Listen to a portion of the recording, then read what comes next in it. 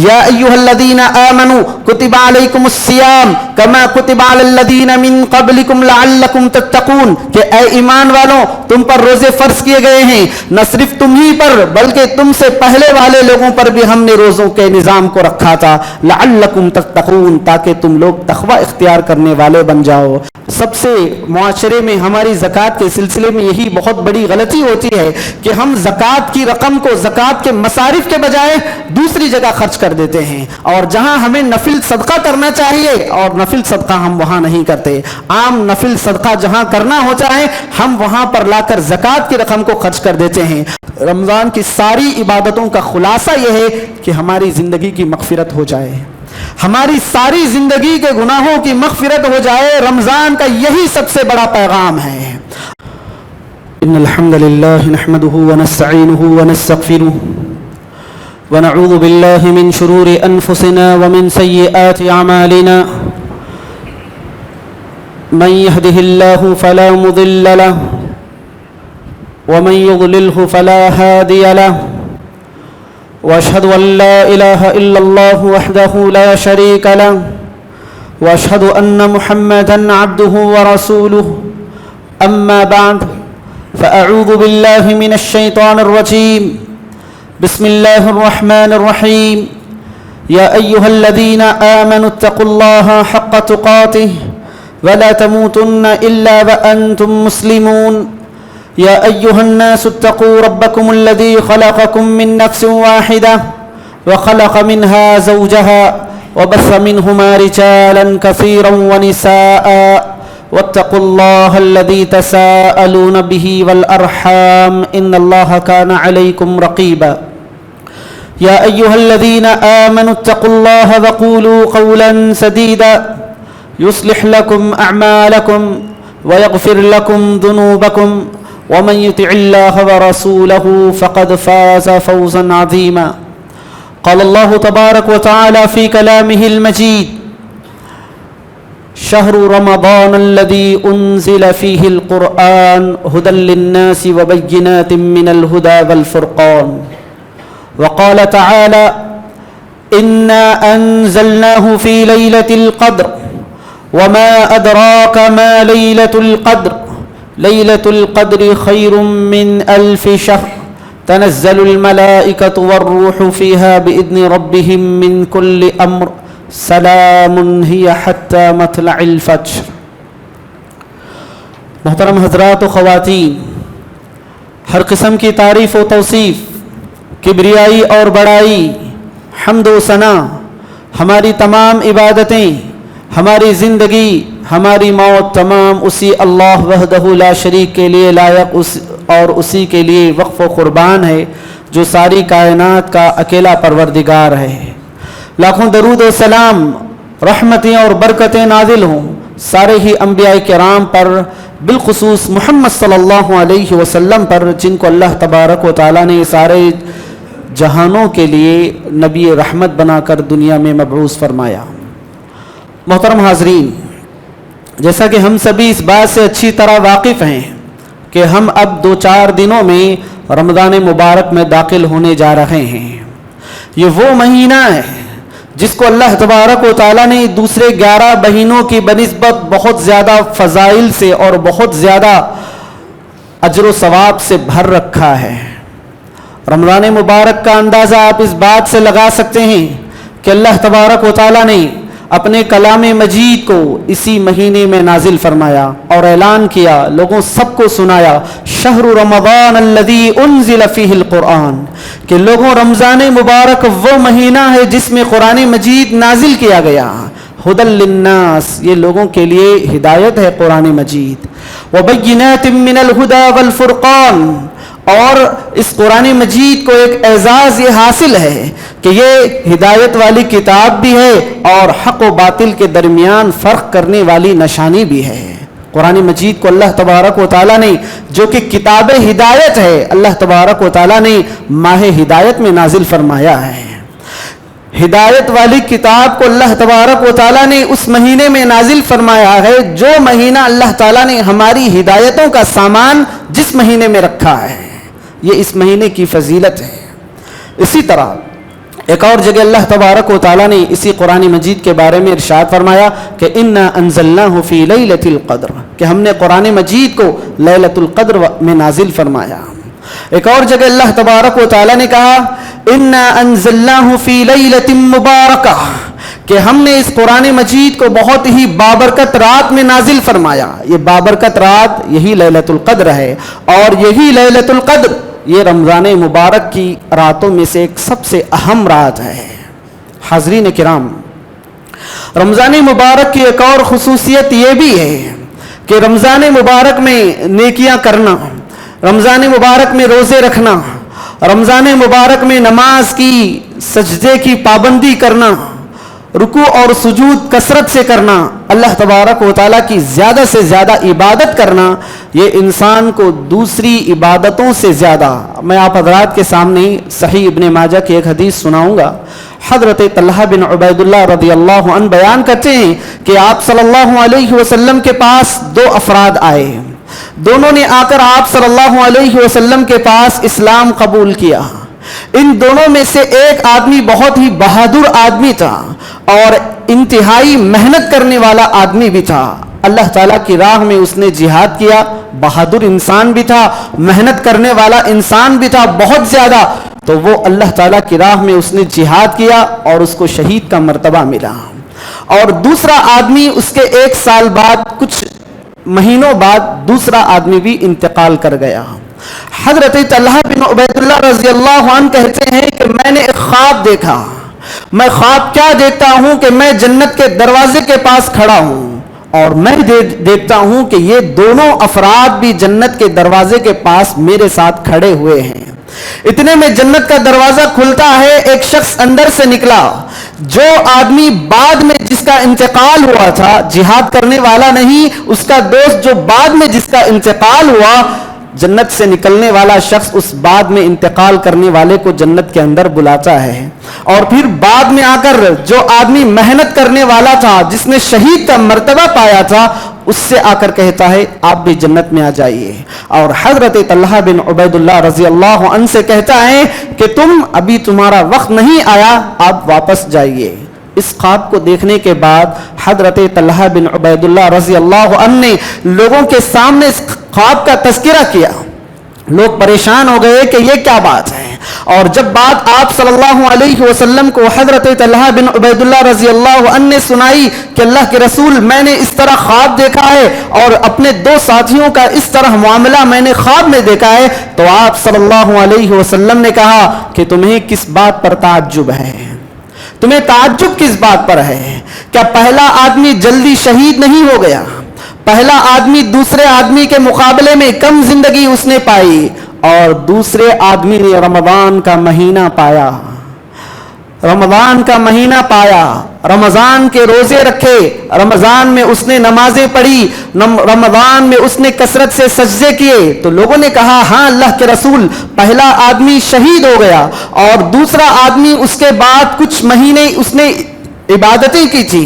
तो आप सल्लल्लाहु अलैहि वसल्लम ने कहा कि यही फर्क है जिसकी वजह से उनके जन्नत के मरातिब में भी जमीन व आसमान का फर्क है।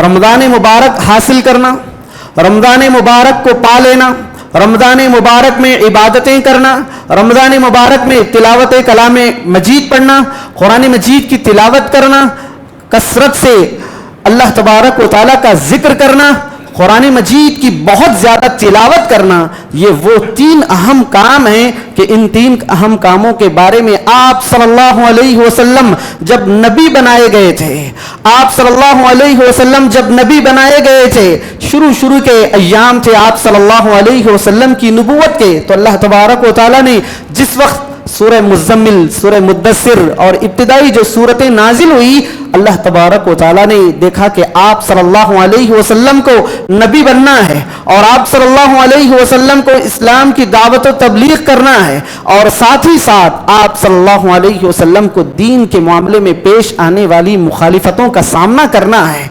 आप सल्लल्लाहु अलैहि वसल्लम पर यूं हो रहा था कि गोया आप सल्लल्लाहु अलैहि वसल्लम पर दुनिया तंग हो गई थी। अल्लाह तबारक व तआला ने اس وقت میں جن 3 اہم کاموں کی آپ صلی اللہ علیہ وسلم کو تاکید کی وہ یہی 3 کام تھے. کہا کہ قرآن مجید کی تلاوت کیجیے, تہجد کا اہتمام کیجیے اور اللہ تبارک و تعالیٰ کو کثرت سے یاد کیجیے. کہا کہ یا ایھا المزمل قم اللیل الا قلیلا نصفہ او انقص منہ قلیلا او زد علیہ ورتل القرآن ترتیلا, کہ اے کمبل اوڑھ کر سونے والے اٹھیے, ساری رات اللہ تبارک و تعالیٰ کے لیے قیام اللیل کیجئے, یا پھر آدھی رات اللہ تبارک و تعالیٰ کے لیے قیام اللیل کیجئے. اور آگے کہا کہ ورتل القرآن ترتیلا, قرآن مجید اس وقت ابھی آغاز میں تھا, قرآن مجید اس وقت ابھی اپنے ابتدائی مرحلوں میں تھا. آپ دیکھیں گے کہ سورہ مزمل قرآن مجید کی نازل ہونے والی شروع کی 5 سورتوں میں ہے. بس قرآن مجید کی جو ابتدائی 5-6 سورتیں نازل ہوئی تھی ان سورتوں میں سورہ مزمل ہے. اللہ تبارک و تعالیٰ نے وہاں پر بھی آپ صلی اللہ علیہ وسلم سے کہا کہ آپ تہجد کا اہتمام کیجئے اور آپ قرآن مجید کی تلاوت کیجئے. آگے کہا وَاذْكُرِ اسْمَ رَبِّكَ وَتَبَتَّلْ إِلَيْهِ تَبْتِيلًا, کہ زیادہ سے زیادہ اللہ تبارک و تعالیٰ کا ذکر کیجئے. حاضرین کرام, رمضان ہمیں بنیادی طور پر انہی 3 چیزوں کی تاکید کرنے کے لیے آتا ہے. اسی قیام اللیل کو, اسی تہجد کو ہم نے رمضان میں تراویح کا نام دیا ہے, اور اسی اللہ تبارک و تعالیٰ نے قرآن مجید کی جو تلاوت کا آپ صلی اللہ علیہ وسلم کو حکم دیا تھا. آپ صلی اللہ علیہ وسلم تلاوت قرآن مجید تو کرتے ہی کرتے تھے, لیکن جب رمضان کا مہینہ آ جاتا تو آپ صلی اللہ علیہ وسلم قرآن مجید کے سلسلے میں بہت زیادہ آپ صلی اللہ علیہ وسلم قرآن مجید پڑھا کرتے تھے. حضرت جبریل علیہ السلام کو آپ صلی اللہ علیہ وسلم جتنا قرآن مجید نازل شدہ تھا پورا کا پورا قرآن مجید جبریل علیہ السلام کو سنایا کرتے تھے. اور جس وقت آپ صلی اللہ علیہ وسلم کا آخری رمضان تھا, اس رمضان میں آپ صلی اللہ علیہ وسلم نے جو بھی قرآن نازل ہوا تھا وہ جبریل علیہ السلام کو 2 مرتبہ مکمل سنایا تھا. اور حاضرین کرام, رمضان مبارک ہمیں کثرت سے اللہ تبارک و تعالیٰ کے ذکر کی دعوت دیتا ہے. یہی 3 چیزیں ہیں جو چیزیں معاشرے کا مقابلہ کرنے کے لیے, شرک اور کفر کا مقابلہ کرنے کے لیے ابتدائے نبوت میں آپ صلی اللہ علیہ وسلم کو سکھائی گئی تھی, وہی 3 چیزیں اللہ تبارک و تعالیٰ نے رمضان مبارک میں پنہا رکھی ہیں. ہمیں چاہیے کہ ہم اس قرآن مجید کے مہینے کو, اس روزوں کے مہینے کو اور کثرت سے اللہ تبارک و تعالیٰ کو یاد کیے جانے والے اس مہینے کو, ہمیں چاہیے کہ ہم پابندی کے ساتھ قرآن مجید کی تلاوت کریں, قیام اللیل کا اہتمام کریں, کثرت سے اللہ تبارک و تعالیٰ کا ذکر کریں. حاضرین کرام, رمضان مبارک کا یہ جو مہینہ ہے یہ مہینہ ہماری تربیت کا مہینہ ہے, یہ ہماری تربیت کا مہینہ ہے. یہ مہینہ ہمیں سکھاتا ہے کہ ہمیں اپنی خواہشات پر کیسے کنٹرول کرنا ہے. یہ مہینہ ہمیں بتاتا ہے کہ ہمیں اپنی اضافی جو عیش و آرام کی زندگی ہے اس کو کیسے قابو میں لانا ہے. یہ مہینہ ہمیں بتاتا ہے کہ ہمیں اللہ تبارک و تعالیٰ سے کتنا قریب ہونا ہے, اور یہ مہینہ ہمیں بتاتا ہے کہ اللہ تبارک و تعالیٰ ہر وقت ہمیں دیکھ رہا ہے. ہم بھوکے پیاسے ہیں, روزے کی حالت میں ہیں اور گھر میں اکیلے ہیں, کوئی نہیں دیکھ رہا ہے, چاہے تو ہم کچھ بھی کھا سکتے ہیں. روزے کی حالت میں ہیں, اگر ہم ارادہ کریں تو کچھ بھی کھا سکتے ہیں. لیکن رمضان کا مہینہ, روزہ, بالخصوص روزہ ہمیں سکھاتا ہے کہ نہیں, میں روزے سے ہوں, اگر میں کھا لوں گا تو میرا روزہ چلا جائے گا. اللہ تبارک و تعالیٰ مجھے دیکھ رہا ہے, دنیا والوں کے سامنے تو میں روزے دار رہوں گا لیکن میرا روزہ چلا جائے گا, میں اپنے روزے کے ثواب سے محروم ہو جاؤں گا. یہ خیال انسان کو روزہ توڑنے نہیں دیتا, یہ خیال انسان کو روزے میں دھوکہ دینے نہیں دیتا. تو بالکل یہی چیز, یہ احساس ہمیں سکھاتا ہے کہ نہ صرف رمضان میں بلکہ رمضان کے بعد بھی اللہ تعالیٰ ہمیں دیکھنے والا ہے. رمضان کے بعد بھی اللہ تبارک و تعالیٰ ہمیں دیکھنے والا ہے. رمضان کے بعد بھی رمضان ہمیں سکھاتا ہے کہ گناہوں سے کیسے بچنا ہے, گناہوں سے کیسے بچنا ہے, فضول کاموں سے کیسے بچنا ہے, لا یعنی چیزوں سے کیسے بچنا ہے. رمضان ہمیں سکھاتا ہے, روزہ ہمیں سکھاتا ہے. تو یہ چیز ہمیں رمضان کے بعد بھی سیکھنی ہے. رمضان کے بعد بھی ہمیں اس چیز پر عمل کرنا ہے کہ مجھے لا یعنی چیزوں میں نہیں پڑنا ہے, بیکار کی چیزوں میں نہیں پڑنا ہے, اپنی خواہشات کو کیسے دبانا ہے, اپنی خواہشات کو کیسے مارنا ہے. اور روزے کے بارے میں جو کہا گیا کہ من لم يدع قول الزور والعمل فيه فليس لله حاجة في ان يدع طعامه وشرابه، کہ جو آدمی روزہ بھی رکھے اور جھوٹی باتیں بھی بیان کرتا پھرے، روزہ بھی رکھے اور روزے کی پابندی نہ کرے، روزے کے جو احکام ہیں، جھوٹ سے بچنا، گناہوں سے بچنا، ان چیزوں کی پابندی نہ کرے، تو اللہ تبارک و تعالیٰ کو ایسے روزے دار کی پرواہ ہی نہیں، اللہ تعالیٰ ایسے روزے دار کو ثواب ہی نہیں دے گا۔ روزہ ہمیں بتاتا ہے کہ صرف اور صرف کھانے پینے سے رکنے کا نام روزہ نہیں ہے، بلکہ عملی زندگی میں برائیوں سے بچنا، نیکیوں میں اضافہ کرنا، یہ روزے کے معنی ہیں کہ آدمی روزہ رکھے تو نیکیوں میں کثرت سے آگے بڑھے، نیکیوں میں مسارعت کرے، نیکیوں میں آگے بڑھے، گناہوں کو چھوڑ دے۔ روزے کا یہ پیغام ہے، اور یہ پیغام ہمیں ساری زندگی یاد رکھنے کا ہے کہ مجھے گناہوں سے بچنا ہے، مجھے گناہوں سے بچنا ہے، مجھے تقوی کی زندگی گزارنی ہے۔ روزے کا مقصد بھی اللہ تبارک و تعالیٰ نے تقوی ہی رکھا، بیان فرمایا یا ایھا الذین آمنوا کتب علیکم الصیام کما کتب علی الذین من قبلکم لعلکم تتقون، کہ اے ایمان والوں تم پر روزے فرض کیے گئے ہیں، نہ صرف تم ہی پر بلکہ تم سے پہلے والے لوگوں پر بھی ہم نے روزوں کے نظام کو رکھا تھا، لعلکم تتقون، تاکہ تم لوگ تقوی اختیار کرنے والے بن جاؤ۔ روزے کا مقصد ہے کہ انسان جس طرح اپنے روزے کو بچا کر رکھتا ہے، کسی بری چیز پر نظر پڑتی ہے، احساس ہو جاتا ہے کہ میں روزے سے ہوں، کوئی غلط جملہ زبان سے نکالنا سوچتا ہے، احساس ہو جاتا ہے کہ میں روزے سے ہوں، کوئی غلط خیال دل میں لانا چاہتا ہے، ذہن و دماغ میں کوئی غلط خیال آتا ہے تو انسان کو خیال ہوتا ہے کہ میں روزے سے ہوں، یعنی میں جب روزے سے ہوں میں اللہ تبارک و تعالیٰ کے ثواب کی امید رکھتا ہوں۔ تو یہ خیال ساری زندگی ہمارے ذہن میں آنا ہے کہ میں اللہ تبارک و تعالیٰ کی نگرانی میں ہوں، میں اللہ تبارک و تعالیٰ کی نگاہ میں ہوں، نہ صرف روزے کے حالت میں بلکہ روزے کے بغیر عام زندگی میں بھی میں اللہ تبارک و تعالیٰ کی نگرانی میں ہوں۔ یہ خیال روزہ ہمارے دلوں میں پیدا کرتا ہے۔ حاضرین اکرام، رمضان ایک اور چیز جو ہمیں سکھاتا ہے وہ ہے دوسروں کے ساتھ تعاون، غریبوں کے ساتھ تعاون۔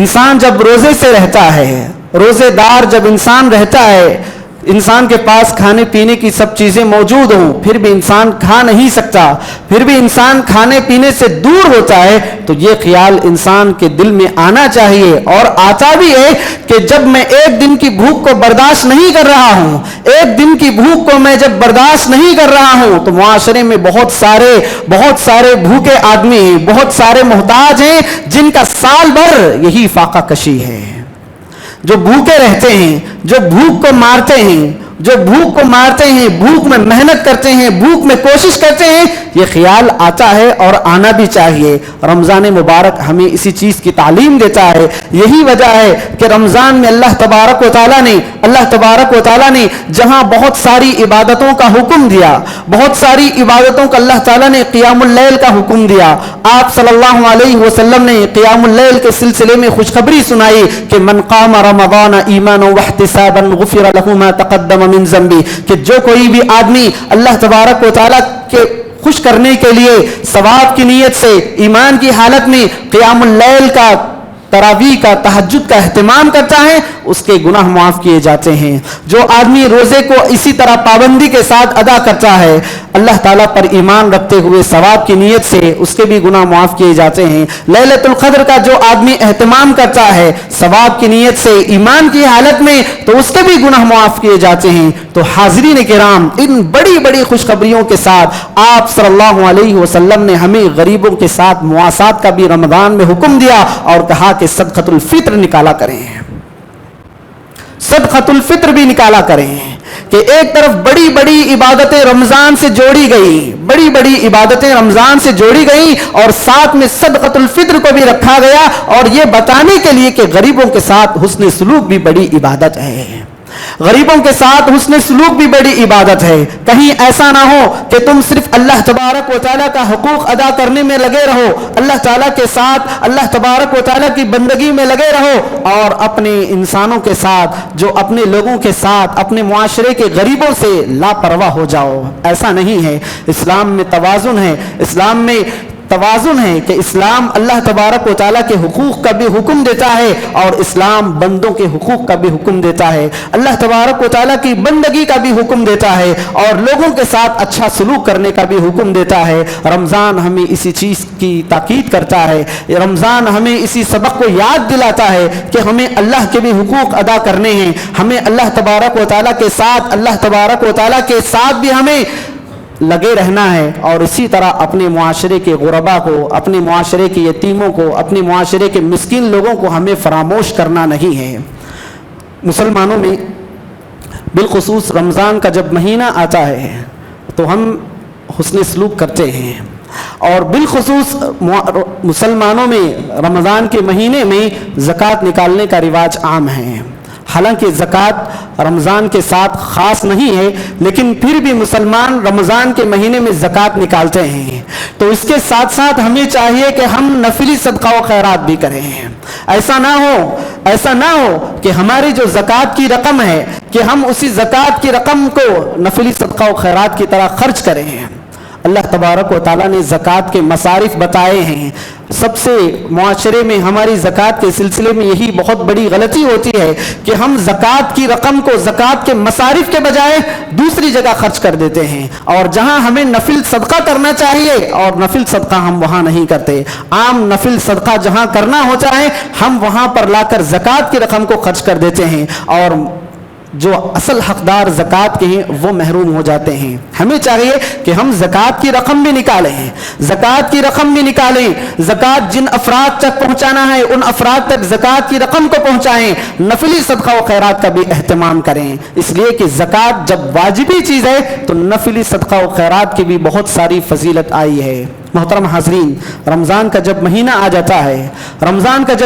جاتا ہے تو ہم دیکھتے ہیں کہ ہمارے معاشرے کے بہت سارے لوگ بہت ساری ٹولیوں میں بٹ جاتے ہیں، بہت سارے گروپوں میں بٹ جاتے ہیں، اور ایسی چیزیں جس پر ہمیں بحث کرنا نہیں ہے۔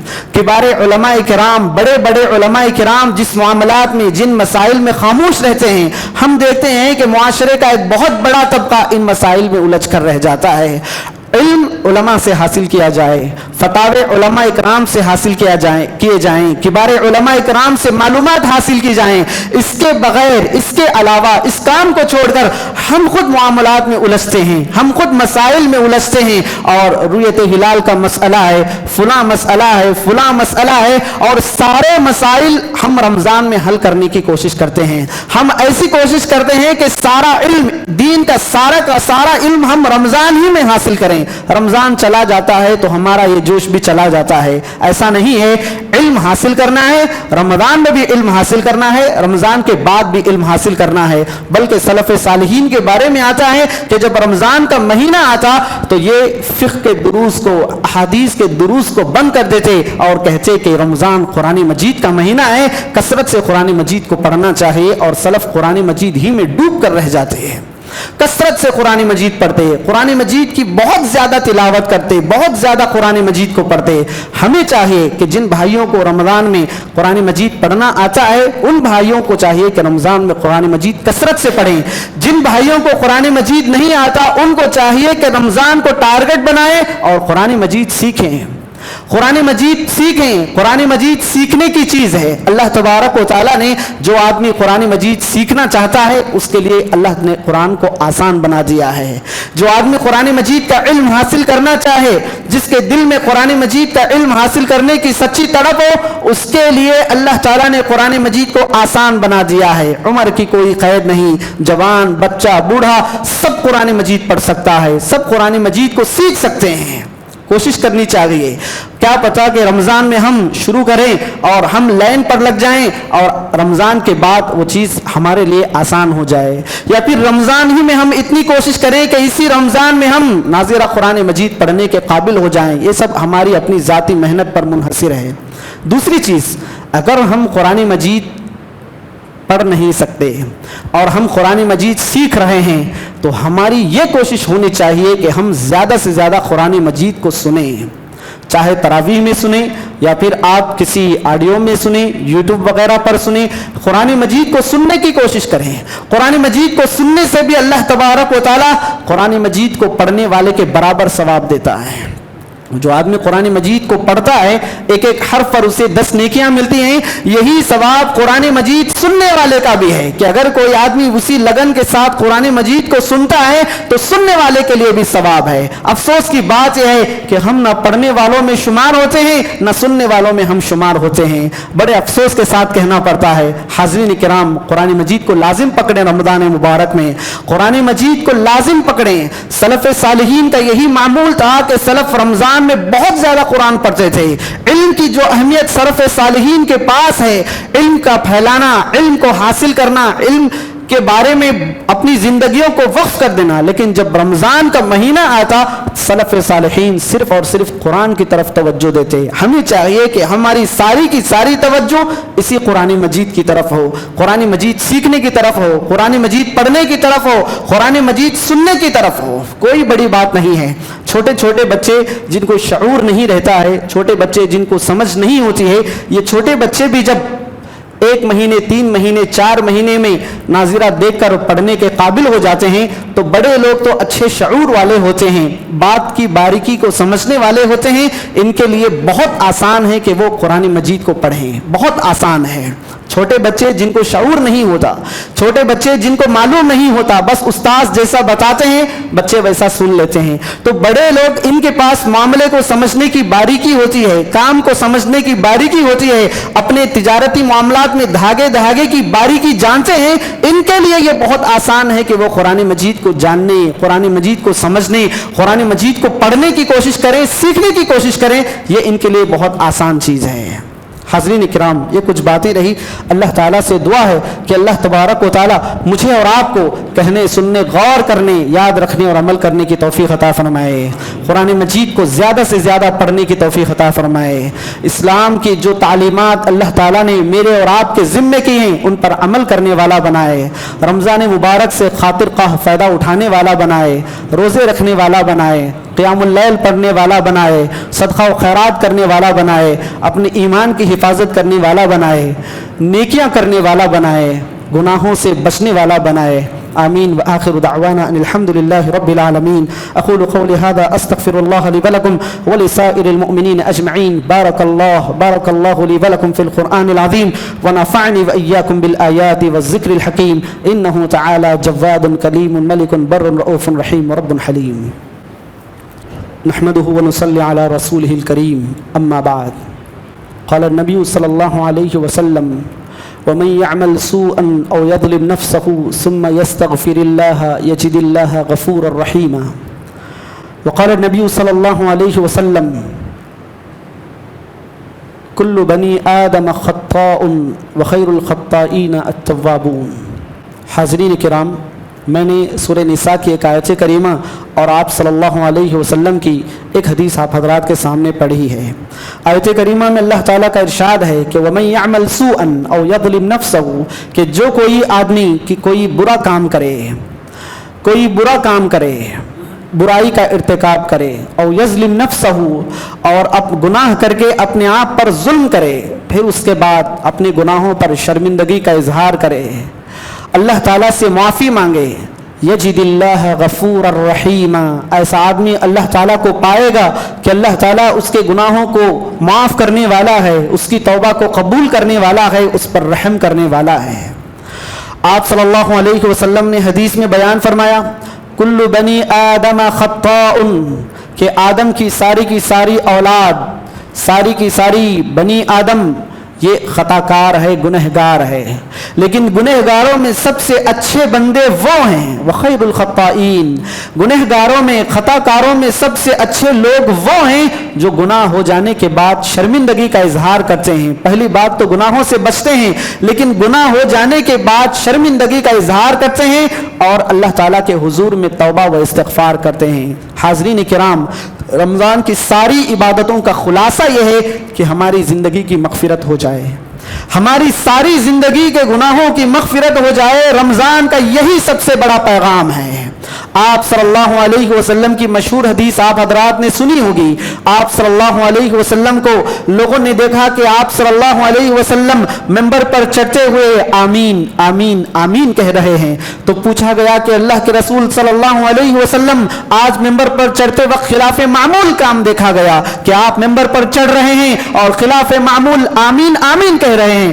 آپ صلی اللہ علیہ وسلم نے کہا جب میں منبر پر چڑھ رہا تھا تو میرے پاس جبریل علیہ السلام آئے تھے. انہوں نے کہا کہ اللہ کے رسول صلی اللہ علیہ وسلم وہ آدمی ذلیل و خوار ہو، وہ آدمی ذلیل و خوار ہو جس کو ماں باپ ملے اور اس نے ماں باپ کی خدمت کر کے اللہ تبارک و تعالیٰ کے پاس مقام و مرتبہ حاصل نہیں کیا، اللہ تعالیٰ کے پاس مغفرت نہیں کرا لی. جس کو ماں باپ ملے اور ماں باپ کی خدمت کر کے جو آدمی جنت میں داخل نہیں ہوا، ایسا آدمی ذلیل ہو. میں نے کہا آمین. پھر اس کے بعد آپ صلی اللہ علیہ وسلم سے جبریل علیہ السلام نے یہ کہا کہ جس کے پاس آپ کا نام لیا جائے، آپ کا تذکرہ کیا جائے، جو آپ پر درود نہ پڑے، ایسا آدمی بھی رسوا ہو. آپ صلی اللہ علیہ وسلم نے کہا آمین. اور تیسرا حضرت جبریل علیہ السلام نے کہا جس کی زندگی میں رمضان ہو، جس کو رمضان کی زندگی ملی اور وہ آدمی اپنی مغفرت نہیں کرا سکا، ایسا آدمی ذلیل اور رسوا ہو. آپ صلی اللہ علیہ وسلم نے کہا آمین. حاضرین کرام، یہ حدیث ہمیں بتاتی ہے کہ رمضان مبارک ہماری زندگی میں تبدیلی لانے کے لیے آتا ہے. رمضان مبارک ہماری مغفرت کی بشارتیں لے کر آتا ہے. رمضان مبارک آتا ہے کہ تاکہ ہماری عبادتوں کا حال اچھا ہو، ہماری تلاوت قرآن مجید کا حال اچھا ہو، ہم توبہ کریں. رمضان مبارک آتا ہے کہ ہم اللہ تعالیٰ کے پاس اپنے گناہوں کو پیش کریں، اپنی مغفرت کرا لیں. لیکن افسوس کی بات یہ ہے کہ رمضان میں ہم نے رسمی طور پر عبادتوں کو انجام دینا شروع کر دیا. رمضان آتا ہے تو ہم سمجھتے ہیں کہ کاروبار اچھا ہونے والا ہے. رمضان آتا ہے تو ہم سمجھتے ہیں کہ اب شاپنگیں ہونے والی ہیں. رمضان آتا ہے تو ہمارا خیال دنیاوی مادیت کی طرف چلا جاتا ہے، جو اخروی مادیت ہے، اور ہماری عملی زندگی کا جو اصل سرمایہ ہے ہم اس سے غافل ہو جاتے ہیں. کوشش کریں، ہر آدمی کی انفرادی یہ کوشش ہونی چاہیے کہ اس رمضان میں میں اتنی عبادت کروں کہ میری اور آپ کی مغفرت ہو جائے. ہر آدمی یہ کوشش کرے کہ رمضان میں اتنی عبادت کروں کہ میری مغفرت ہو جائے. ہر آدمی کی اگر یہ کوشش ہو تو انشاءاللہ آنے والا رمضان میرے اور آپ کے لیے بہت ہی بہترین رمضان ثابت ہوگا. ہماری مغفرتیں ہو جائیں گی، اللہ تعالیٰ کے پاس توبہ قبول ہو جائے گی. دعا ہے اللہ تعالیٰ مجھ کہنے والے کو، آپ سننے والوں کو حسن عمل کی توفیق عطا فرمائے. آمین. اعوذ باللہ من الشیطان الرجیم. بسم اللہ الرحمن الرحیم. ان اللہ وملائکتہ یصلون علی النبی یا ایھا الذین آمنوا صلوا علیہ وسلموا تسلیما. اللہم صل علی محمد وعلی آل محمد کما صلیت علی ابراہیم وعلی آل ابراہیم انک حمید مجید. اللہم اغفر لجمیع المؤمنین والمؤمنات والمسلمین والمسلمات الاحیاء منهم والاموات انک سمیع قریب مجیب للدعوات. اللہم انصر الاسلام والمسلمین. اللهم اعز الاسلام والمسلمین. اللهم انصر من نصر دین محمد صلی اللہ علیہ وسلم واخذل من خذل دین محمد صلی اللہ علیہ وسلم ولا تجعلنا منهم. آمین. عباد اللہ رحمنی ورحمکم اللہ. ان اللہ یأمر بالعدل والإحسان وإیتاء ذی القربى وینہى عن الفحشاء والمنکر والبغی یعظکم لعلکم تذکرون. اذکروا اللہ یذکرکم وادعوه يستجب لكم ولذكر الله أكبر والله يعلم ما تصنعون.